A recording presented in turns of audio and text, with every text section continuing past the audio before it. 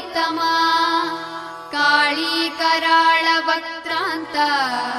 Kamakshi Kamada Shubha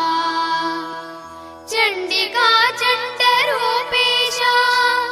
Chamunda चक्रधारिणी त्रैलोक्यजननी Devi त्रैलोक्यविजयोत्तमा सिद्धलक्ष्मीः क्रियालक्ष्मीर्मोक्षलक्ष्मीः Prasadini